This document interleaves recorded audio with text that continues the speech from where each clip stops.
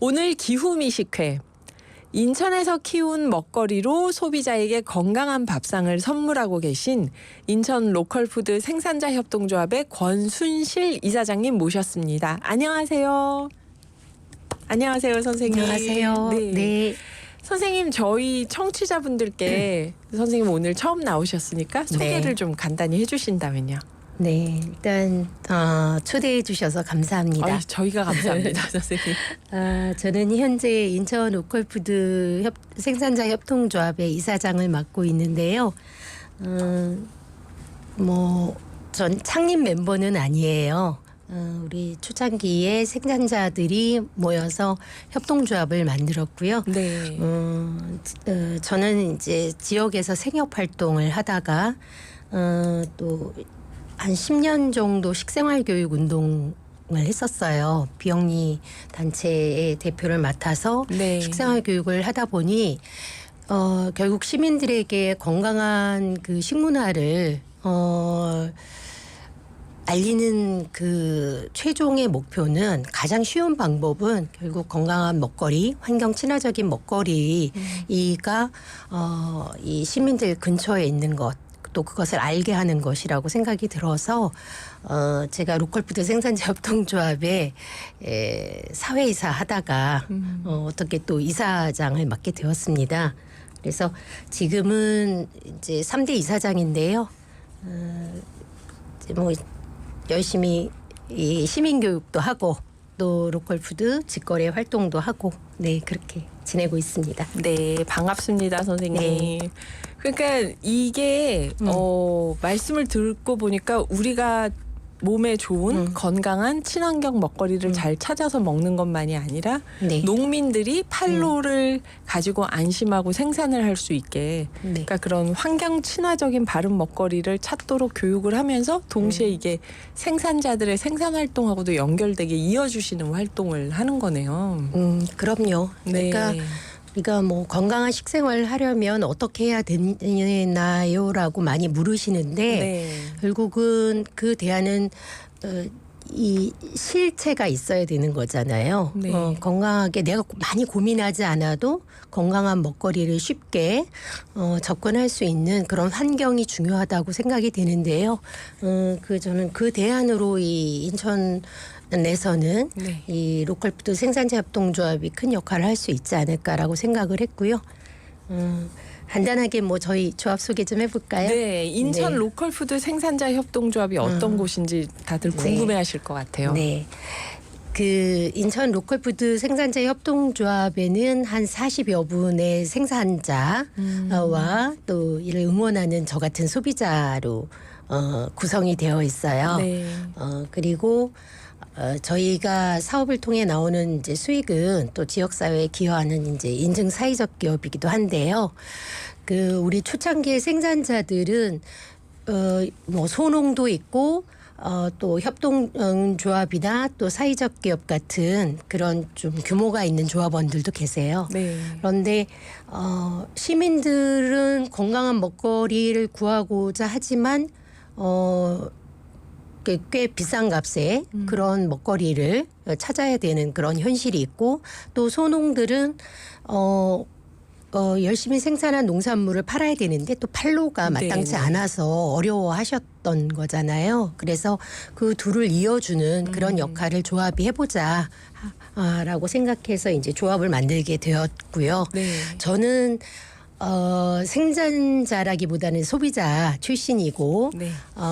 그래서 소비자의 입장에서 어떻게 하면 생산자의 마음을 잘 전달할 수 있을까라는 점에 많은 이제 고민을 했던 것 같아요. 네. 네네. 그래서 그런 쪽으로 우리 생산자들이 생산한 물품들이 어떤 의미가 있는지를 알리는 그런 일을 중점으로 하고 있습니다. 네. 생활협동조합 그러면 이렇게 소비자들이 모인 협동조합을 생각하는데 네. 저희는 인천 로컬푸드 생산자 협동조합. 네. 이게 큰 특징이네요. 네, 그렇습니다. 네. 그 로컬푸드를 또 이제 예. 생산자 협동조합 앞에 생산자를 지금 예. 설명해 주셨으면 그 앞에 로컬푸드가 붙어 있는데요. 네. 이 식생활 운동을 하시면서 건강한 먹거리 운동, 로컬 푸드를 이렇게 강조하는 건 특별한 이유가 있을 것 같아요. 그래서 이 로컬 푸드가 우리 식생활에 무슨 영향을 주는지, 환경과 지역에 어떤 영향을 주는지 말씀을 좀 더 해주신다면요. 네, 그 얼마 전에 저희가 친환경 뭐 생활 축제에서 이제 홍보 부스를 운영을 했거든요. 네. 제가 이제 로컬 푸드와 관련된 퀴즈를 시민들한테 내면 이제 시민들이 같이 풀고 또 이제 그 통과하신 분들 수준이 높으신 네, 분들이죠. 그분들이 이제 바람떡 체험도 하는 그런 프로그램으로 구성을 했는데요. 네. 이제 로컬 푸드는 영어잖아요. 네, 네. 그래서 로컬 푸드가 우리말로 뭐냐?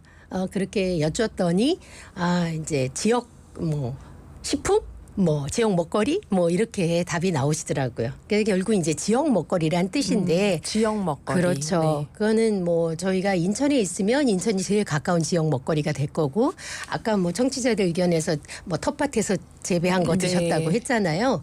그러면 그야말로 로컬 푸드인 거죠. 네.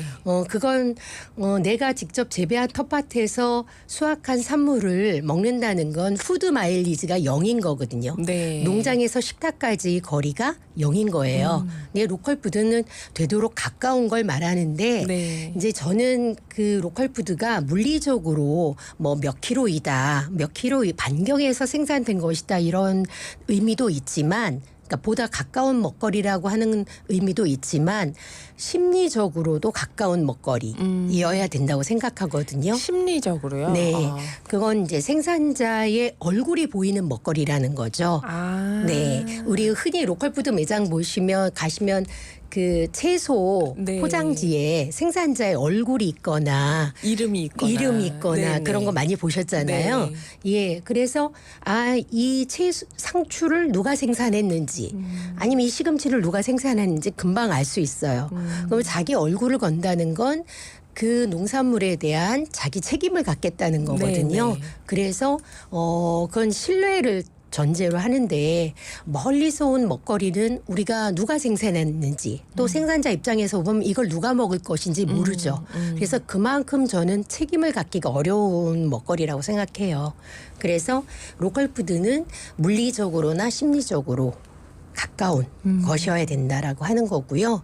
물론 인천에서 뭐 귤이 나진 않아요. 네. 귤은 이제 제주도에서 나죠. 네. 그렇게 보면 한반도가 전체가 그렇게 로컬 푸드의 권역에 있다고도 볼 수 있는데 네. 시청자분들이 많이 아시겠지만 우리나라는 대부분의 식탁을 수입 농산물로 네, 세우는 나라예요. 보통 한 25% 정도를 우리 농산물로 국내 농산물로 이제 채우게 되죠. 네, 네. 네, 그래서 그 환경이 그렇게 좋은 거는 아니라고 보지만 되도록이면 우리가 소비자 입장에서 가까운 먹거리를 우선하게 되면 당연히 생산하시는 분들은 수요가 있으니까 더 생산을 할 수 있겠죠. 네네. 그러면 로컬 푸드에 대부분 내시는 분들은 소농이시면서 소량을 다품종으로 생산하시는 분들이거든요. 네. 우리 가족이 좀 먹고 좀 남는 거를 팔겠다라고 하는 생각을 갖고 계신 분들이잖아요. 네. 그러니까 그런 분들이 생산한 그런 먹거리를 우리가 소비해 줌으로써 그분들은 계속 지속 가능하게 농사를 지을 수 있게 되는 거죠. 그래서 이제 그런 의미에서 지역적인 가치가 있는 거고요. 그리고 그분들이 농사를 짓게 되면 어쨌거나 세금도 그 지역에 내잖아요. 네, 제가 시민연단한테 그렇게 얘기하거든요. 예. 자, 인천의 생산자가 농민이 돈을 내면 그러면 그 세금은 어디로 오나요? 그러면 인천으로 옵니다. 그러면 결국 이게 지역에서 돈다는 뜻이고 지역 경제가 활성화된다. 네. 뭐 이런 이제 말씀을 좀 쉽게 드리죠. 아, 그러니까 예, 네. 계속 말씀해 주세요. 그리고 이제 로컬푸드는 어쨌거나 장거리 운송 과정을 거치지 않으니까 연료 소모나 탄소 배출을 좀 덜 하게 네, 되잖아요. 네. 그러니까 아무래도 좀 환경적이고 생태 부하를 덜 주는 그런 것일 거고요. 아까 말씀드린 대로 소농들이 다 소량의 다품종을 생산하니까 네. 그만큼 생물 다양성도 유지되는 거죠. 뭐 파프리카를 뭐 굉장히 넓은 면적에 해서 수출하는 그런 방식보다는 네, 네. 이 제철에 나는 여러 가지 그 다양한 그런 농산물들을 심고 그것들을 소비자들에게 공급하면 아무래도 어떤 그런 온실가스를 배출하는 면에서도 좀 부담이 덜 할 거고요. 네. 그다음에 이런 또 말씀도 드리고 싶어요. 그러니까 아까 그 장거리 운송을 하지 않아서 이제 온실가스에 대한 그 부담을 줄일 수 있다라고 네. 하는 말씀을 이제 드렸잖아요.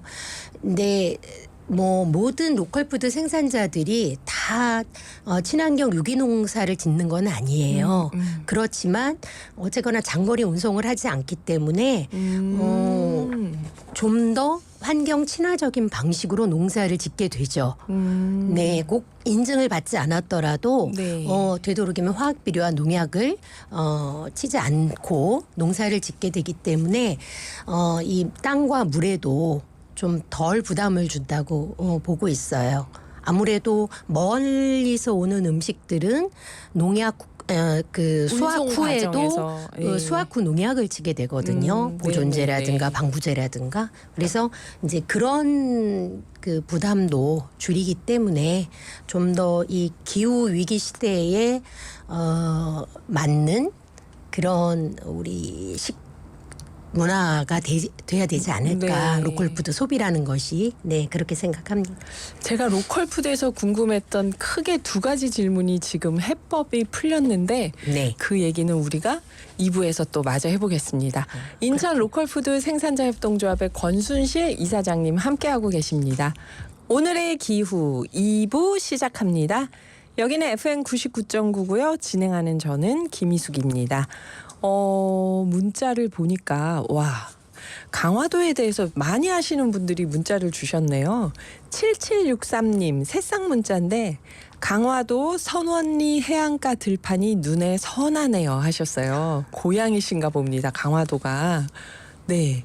그리고 또 보면 6808님 새싹 문자로 지금 퇴근길 버스 아닌데요. OBS 라디오 방송 들으면서 퀴즈 얼른 참여해 봅니다. 정답 1번 쌀 하고 보내주셨어요. 버스 타다가 지금 퀴즈가 나오니까 얼른 문자 주셨구나. 그리고 0566님은 지역 로컬푸드 이용을 많이 하고 있는데요. 로컬푸드에서 유기농 재배 식품을 늘려가고 비닐이나 플라스틱 포장을 점차 모범적으로 기후 환경 생각해서 줄여가 주면 참 좋겠다는 생각을 합니다. 그러셨어요. 맞아요. 저도 로컬푸드 매장 갔는데 이 포장재가 참 이게 마음에 걸리긴 하더라고요. 또 보면은 기은영님은 시아버님만 쌀을 주셨던 추억이 있습니다. 그러셨는데 시아버님만 쌀밥 드시고 다른 분들은 안 드셨다는 얘기인가요? 네. 0780님도 강화쌀 드셔보셨네요. 새싹 문자로 저도 강화쌀밥 먹어봤는데 정말 윤기가 좌르르 나고 밥맛이 일품입니다. 강화쌀 강추 하셨어요. 다들 쌀로 답을 주셨는데요. 오늘 기후미식회에서 인천에서 키운 먹거리로 소비자에게 건강한 밥상을 선물하고 계신 인천 로컬푸드 생산자협동조합의 권순실 이사장님 1부에 이어서 계속 함께하고 계신데요. 퀴즈 정답부터 여쭤보겠습니다. 인천 강화도는 서해 최북단에 위치한 섬입니다. 지리적 특성 때문에 해풍이 많이 부는 지역인데요. 덕분에 각종 미네랄과 미생물이 풍부해서 비옥한 농지가 형성돼 있죠. 해마다 이것을 약 5만 톤가량 생산하고 있습니다. 우리 식탁에서 빠질 수 없는 주 메뉴이자 강화도의 대표적인 특산물인 이것은 무엇일까요? 1번 쌀, 2번 우유. 선생님 몇 번인가요? 네, 이거 뭐 다 맞춰주신 것 같은데요. 네, 정답은 여러분이 아시는 대로 1번 예, 쌀입니다. 네, 네. 강화도 쌀. 네. 2870님, 강화도는 쌀이죠. 어제 모임이 있어서 가족과 함께 강화도 가서 재미나게 놀다 왔습니다. 그러셨어요. 강화도는 정말 경기 인천 지역에서 바다를 보고 좀 어디 여행을 가자 하면은 무리하지 않고 갈 수 있는 지역이죠. 또 여기 보니까 7763님은 새싹 문자로 쌀 하면 강화쌀이죠. 그런가요? 저는 강화도에서 쌀 농사하는지 처음 알았는데 얼마 전에 강화도에서 농사 짓고 있는 분이 계셔서 자주 가서 일손도 거들면서 농사도 배웁니다. 가을 추수 때면 찰진 강화 쌀밥을 먹습니다. 조석진 하셨어요. 오. 그러나 9708님은 저처럼 강화도가 순무로 유명한 건 알았는데 쌀은 처음이네요. 그러셨고요. 네, 순무 유명하죠. 윤나무님도 그렇게 말씀하셨는데 지역마다 대표적인 농산물이 있다면 강화도는 네. 인천에 포함되니까 네. 인천의 대표적인 로컬 푸드는 어떤 게 있을까요, 이사장님? 인천에 뭐 강화만 있는 건 아닌데 하기는, 그래도 네. 강화가 주된 생산 지역이죠. 네. 그런데 강화는 지금 여러분이 정답 맞춰주신 대로 네. 쌀이 또 대표적이고요. 그 다음에 아까 말씀하신 순무, 네. 그 다음에 송노랑 고구마라고 들어보셨을 거예요. 네. 송노랑 고구마. 네, 강화도 그래서 고구마. 강화, 를 대표하는 고구마고요. 그 외에도 뭐 장중감 이거 들어보셨죠? 네? 안 들어보셨을까요? 처음 장중감? 네, 장중감이라고 그 대봉처럼 익혀 먹는 감이에요. 그런데 이게 고려 시대 때부터 내려온 그런 토종 종자라고 해요. 네, 강화도 네. 장준감. 네네. 그래서 이것도 가을에 이제 잠깐 나는 거지만 네. 굉장히 저는 강화를 또 대표하는 그런 먹거리라고 생각이 들고요. 강화는 그 왜 맛있냐는 아까 질문을 하셨던 것 같은데 그 뭐 제가 들은 지식으로는 네. 강화나 뭐 철원, 이천 뭐 이런 그 쪽에 위도에 있는 그런 네. 쌀들이 맛이 있다고 해요. 아, 맞아요. 철원 네. 쌀도 맛있다는 그렇다고 얘기하던데. 하죠. 근데 이제 아. 강화는 또 그 갯벌이 있기 때문에 네. 또 그 해풍을 맞으면서 그 비옥한 토양에서 이제 그 맛있는 쌀이 나오게 됐고요. 또 강화에서도 또 조금 더 가서 보름도라는 그곳도 있거든요. 보름도요. 네, 그 섬도 한번 가보실 만해요. 여기는 그 대표적으로 축사가 없어요. 아, 가축을 안 네, 키워요? 가축을 키우지 않아요. 그래서 많은 분들이 또 친환경 농사를 지으시는데 여기서는 이제 아무래도 배를 타고 움직여야 되니까 네, 이 이제 벼를 생산해서 그 볏짚을 육지로 내보내지 않고 그것을 다시 갈아서 그 논에 부어서 비료로 만들어요. 오. 그래서 훨씬 쌀 맛도 좋고 그래서 보름도 쌀은 또 더 유명하다고 저는 생각을 하죠. 네. 네. 그리고 그 이게 쌀도 유통기한이 있는 거 아시죠? 네, 그렇죠. 쌀은 도정에서 한 15일에서 그래도 한 달 사이에 먹는 것이 가장 맛있게 드실 수 있는 방법이고요. 그렇게 드시지 못할 때는 좀 소분을 해서 요즘에 뭐 페트병 같은 데도 많이 네. 넣으시더라고요. 그래서 뭐 김치 냉장고에 보관을 하시거나 습기가 차지 않게 이렇게 냉장 보관하시면 굉장히 맛있는 쌀을 드실 수 있습니다. 네, 도정에서 보름에서 한 달 사이에 먹는 게 그때가 좋다. 가장 맛있어요. 네, 우리가 쌀을 사서 그 사이에 다 못 먹으니까 그렇죠. 네, 아무리 도정을 한 지 얼마 안 된 걸 사더라도 네. 그럴 때는 소분해서 냉장 보관을 하면 더 좋다 네, 말씀을 그렇습니다. 해주셨는데요. 네. 여기 보니까 또 이런 얘기도 있어요. 9504님이 네. 쌀이 밥해 먹는 쌀이 강화도 특산물인 줄 몰랐네요. 밴댕이 무침이 유명해서 밴댕이가 특산물인 줄 알았습니다. 밴댕이도 유명합니다. 네, 강화도. 그리고 뭐 인천에 강화만 있는 건 아니고 네. 그 옹진군도 있고 옹진군. 그렇죠. 또 이 뭐 남동군은 원래 또 남동배로 유명하거든요. 남동 배. 배요? 네. 아. 꼭 저기 신고 어디죠? 아랫역에 네. 그 배만 유명하다고 생각을 하실 수도 있는데 이 남동배도 굉장히 유명했어요. 인천의 남동구에 있는 맛있습니다. 남동배요. 네. 예, 그리고 또 계양 쪽에는 친환경으로 버섯을 재배하는 저분들도 계시고요.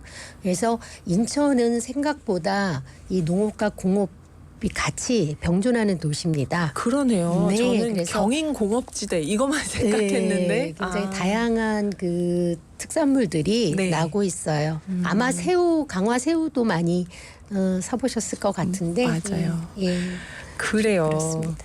그래서 여기서 지금 강화섬 쌀이 맛있는 여러 위도상의 특징, 해풍이 있고 여러 가지 얘기를 해주셨는데요. 이번에 인천 로컬푸드 생산자 협동조합에서 강화섬 쌀로 쌀라면 개발하셨잖아요. 네. 이 쌀로 만들 수 있는 제품이 여러 가지가 있을 텐데 라면으로 개발하신 이유가 또 있었을까 궁금해요. 저희가 이런 고민을 했어요. 저희 이제 조합은 네. 보통 생산자들이 생산한 농산물과 농식품을 이제 유통하는 역할을 하는데요. 점점 쌀 소비가 줄고 있었고 그 몇 년 전에 인천은 이 친환경 쌀을 대부분 학교 급식에서 으로 공급을 하는데 네. 그 예산 부족 때문에 모든 쌀이 다 들어가질 못했어요. 그래서 유기농 쌀이 시장으로 나오다 보니 네. 이게 이제 가격이 급락하고 정말 헐값에 이 쌀이 팔리는 사태가 있었죠. 힘들게 재배한 유기농 쌀이. 그렇죠. 네. 그래 정말 그러면 농사를 짓는 농민들은 정말 그 어려운 유기농사를 이제 포기할 수밖에 없는 상황이 되잖아요. 네. 그래서 저희가 고민을 했었고 또 쌀 소비가 점점 줄고 있잖아요. 있죠. 지금 서구적인 식생활이 들어오면서 밥 중심의 식생활보다는 이제 빵을 먹거나 네. 면을 먹거나 이런 분위기가 많이 생겨서 어떻게 하면 쌀 소비를 좀 늘릴 수 있을까라는 생각을 하게 됐어요.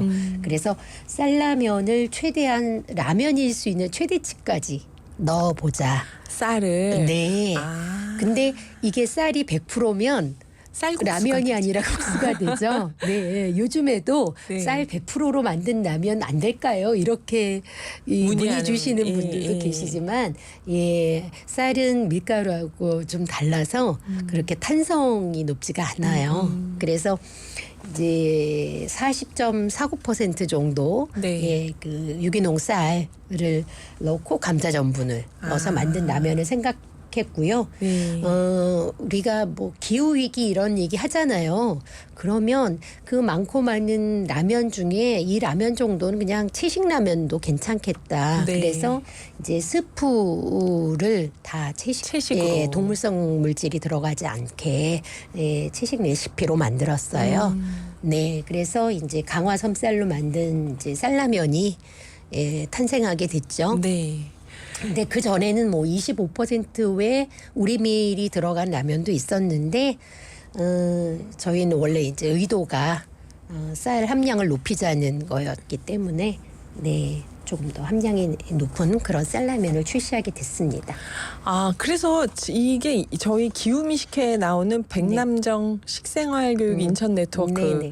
대표님이 이 쌀라면을 한번 소개하신 적이 있었어요. 여러 달 전에. 그랬군요. 네. 그런데 그래서 제가 이게 하나를 먹어봤는데 정말 맛있었어요. 특히 제가 이제 비건이어서 뭔가 성분을 걱정하지 않고 먹어도 되니까 좋긴 했는데 두 가지 궁금한 것 중에 하나는 풀어주셨어요. 제가 100% 쌀로 하지 왜 밀가루가 들어갔지 생각했는데 탄성에 문제가 있다. 라면을 만들려면. 네. 두 번째는 이게 스프가 전부 채식이라고 하지만 어떤 이렇게 조미료가 될 수 있는 성분들을 넣었다는 생각이 들더라고요. 네. 그것도 역시 라면답게 만들려다 보니까 그렇게 된 걸까요? 아니면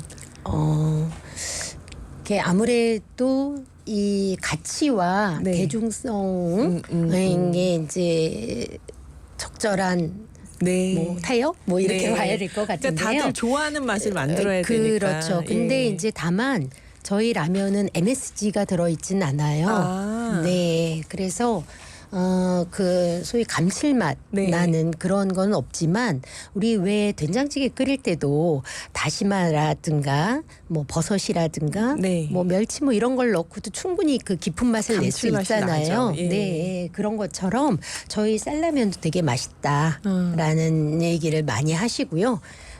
그다음에 밀가루 자체는 들어있지 않고 대신 이제 밀의 단백질 성분이 글루텐을 글루텐. 별도로 첨가해요. 그래서 이제 글루텐 프리 제품을 원하시는 분도 계시는데 이제 쌀의 특성상 라면이기 위해서는 예, 글루텐을 어느 정도 별도로 넣어주는 게 예, 필요하다고 그런 이제 기술적인 문제라고 봅니다. 네. 그래서 두 가지 말씀을 드리는데요. 저도 뭐 생협에 있으면서 25%의 라면을 먹어봤지만 이 라면을 드시는 분들의 대부분의 후기는 속이 편하다는 거예요. 근데 그게 저도 그렇게 느꼈는데 다른 분들도 그렇게 얘기하시니까 네. 그 이유가 뭘까라고 생각을 해보니까 그게 두 가지인 것 같아요. 하나는 그만큼 쌀이 우리 몸을 편하게 한다. 소화를 잘 시킨다. 네. 이런 거고 그다음에 이제 스프가 MSG가 없고 동물성이지 않은 것. 그래서 속이 편한. 그런 것이 이제 더욱 손을 편하게 한다라는 생각이 들어요. 네, 그래서 그런 분들이 좋아하시는 것 같습니다. 아니 저는 만족스러웠습니다. 그래서 그러실까요? 네. 대중성 사람들이 좋아하는 라면 네. 맛에 맞추면서 네. 좋은 성분을 넣으려고 그 배합을 네. 맞춰 가셨던 거군요. 네.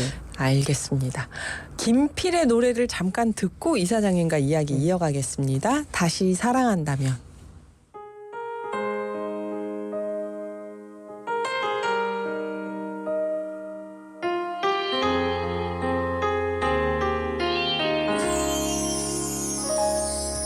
다시 태어난다면 다시 사랑한다면 그때는 우리 이러지 말아요. 조금 덜 만나고 조금 덜 기대하며 많은 약속 안기로 해요. 다시 이별이 와도 서로 큰 아픔 없이 돌아설 수 있을 만큼 버려도 되는 가벼운 추억만 서로의 가슴에 만들기로 해요. 이젠 알아요. 너무 깊은 사랑은 오히려 슬픈 마지막을 가져온다는 걸 그대여 빌게요. 다음번의 사랑은 우리 같지 않길 부디 아픔이 없이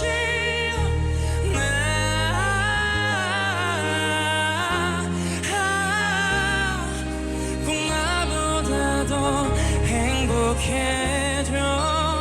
행복해져야만 해.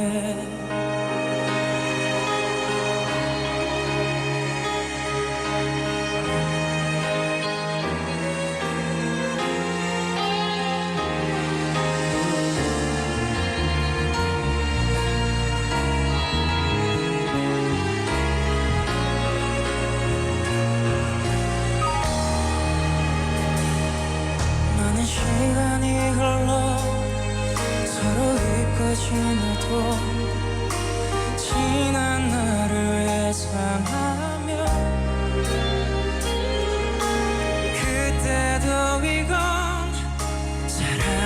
사랑이었다고 말할 수 있다면 그걸로 된 거죠. 이젠 알아요. 너무 깊은 사랑은 오히려 슬픈 마지막을 가져온다는 걸 그대여 빌게요. 다음번의 사랑은 우리 같지 않길 부디 아픔이 없이 이젠 알아요. 영원할 줄 알았던 그대와의 사랑만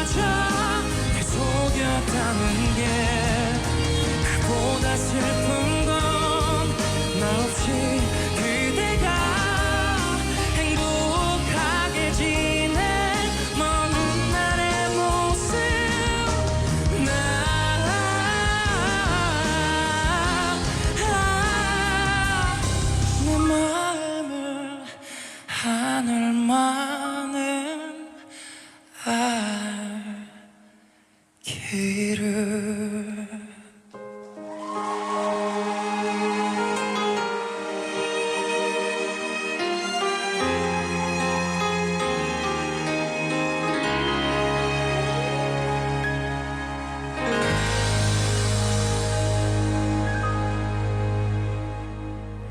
네, 이 강화 섬쌀로 만든 쌀 함유량을 40.49%까지 올린 순식물성 100% 채식 스프로 만든 이 쌀라면이 수출도 하려고 했다고 해요, 여러분. 그래서 뭐 인도, 미국, 영국에 수출 해외판로 개척도 하고 있다고 하는데요.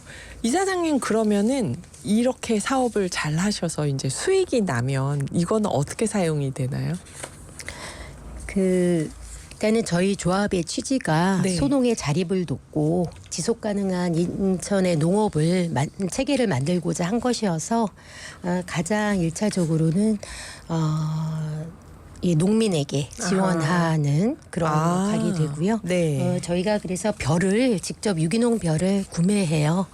네, 그래서 추수 때 바로 구매해서 그걸 잘 보관했다가 라면 만들 때 이제 도정해서 바로 네. 가루로 만들어 보내거든요. 그래서 그런 지원하는 역할이 우선이고 이제 또 저희가 사회적 기업이기 때문에 네. 이제 그 취약계층의 먹거리도 취약할 수밖에 없잖아요.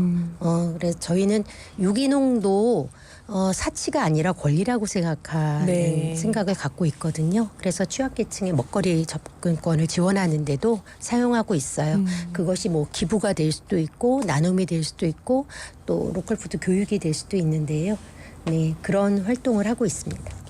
그래서 정말 이게 어떤 관심 있는 소수의 네. 또 이렇게 경제적 여유가 있는 사람들의 그 식생활이 아니라 전 국민에게 확산이 될 수 있도록 이 생산자 협동조합에서 역할을 해주고 계시는구나 이런 느낌이 드는데요. 그 쌀라면도 사실 저는 그 말씀이 재밌었어요.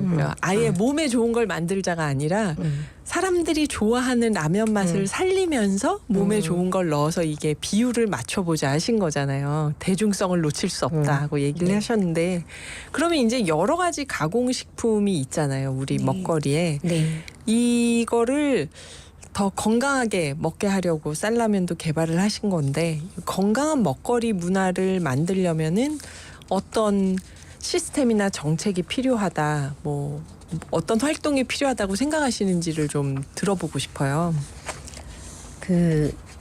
저희가 저희 조합원들이 대체로 1차 농산물 네. 또 그 농산물을 단순 가공한 그런 제품들을 처음에 많이 개발했지만 어쨌거나 소비자들은 생활도 바쁘고 네. 조금 더 간편하고 맞아요. 괜찮은 먹거리를 또 소비하고 싶잖아요. 그래서 그에 걸맞게 부합하는 그런 제품들을 개발하려고 노력하고 있어요. 이게 쌀라면이 조금 더 상대적으로 건강한 라면 네. 뭐 이런 거이신 것처럼 뭐 밀키트 같은 것도 좀 더 우리 소농들이 각각 생산한 그런 산물들을 같이 결합해서 좀 더 부가가치를 높이고 또 소비자들의 편의성을 높인 네. 것. 그래서 강화 뭐 청국장을 활용한 나물 비빔밥 같은 경우에도 네, 인기가 꽤 있어요. 아 지금 만들고 계신가요? 그렇죠. 그거는? 만들고 계시죠. 저희가 이 반찬을 생산하는 조합원도 계시기 때문에 네, 그런 또 뭐 여러 조합원들이 생산한 그런 잡곡을 같이 잡곡 세트로 콩새알 잡곡 세트를 만들어서 판 적도 있고요. 네. 네, 그래서 이런 식으로 소비자의 그 욕구에 부합하는 그런 제품을 계속 개발해서 건강한 먹거리를 제공하는 것이 네. 예, 저희 조합의 또 역할이라고 생각을 하고요. 또 무엇보다 저는 이게 행정의 정책, 국가의 정책이 중요하다고 생각을 해요. 보다 건강한 먹거리를 모든 국민들에게 제공할 수 있는 그런 환경을 조성하는 것이 중요하다고 생각을 하고요. 거기에 덧붙여서 그 생각을 바꾸는 교육도 필요하겠죠. 아무리 좋은 음식이라도 아이가 내가 전통장은 별로 맛이 없네. 공장에서 나온 장이 더 달콤하고 맛있는 맛있어. 것 같아라고 하면 그 전통장으로 만든 음식은 외면을 받게 되죠. 네. 네, 그래서 아이들이 이 음식이 정말 건강하고 내 몸을 좋은 음식이다라고 하는 인식을 갖게 하는 것, 그런 것이 이제 식생활 교육이죠. 우리 백남정 대표님이 오셔서 오감을 활용한 식생활 교육을 네, 얘기하셨겠지만 또 그런 면에서도 아이들이 이 먹거리에 대한 태도를 바꿀 수가 있는 거잖아요. 그래서 식생활 그 교육도 필요하다고 보는 거고요. 저는 이 기후위기 시대에 좀 더 우리가 소비자로서 밥상에서 이 탄소를 줄일 수 있는 방법이 있지 않을까라고 생각하는 사람입니다. 네. 아까 청취자도 그래요. 우리 가까운 먹을거리도 소비하고 그 농사를 지으면서 비닐이나 그 네, 쓸데없는 네. 포장 네. 안 하면 좋겠다고 말씀하셨잖아요. 네, 저 굉장히 0566님. 공감하거든요. 네, 네. 근데 이렇게 생각을 해보면 우리가 굉장히 반듯한 호박을 원하지 않는다면 그건 안 만들어지지 않았을까 이런 생각을 하는 거죠. 우리가 너무 반듯한 애호박을 원하기 때문에 비닐을 씌우고 요즘엔 오이에도 캡을 씌우고 네, 그렇게 맞아요. 생산을 하게 되죠.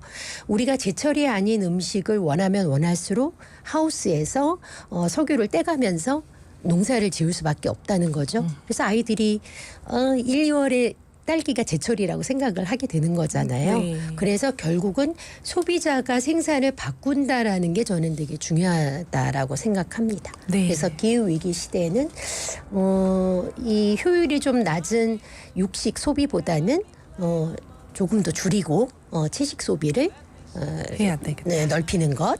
그 다음에 조금 더 가까운 먹거리를 먹는 것. 네. 이런 것이 밥상에서 우리가 탄소를 좀 줄일 수 있는 방법이고 또 우리 건강도 좀 챙길 수 있는 방법이 아닐까 생각합니다. 예, 인천 로컬푸드 생산자협동조합 권순실 이사장님과 함께했습니다. 선생님 감사합니다. 네, 감사합니다.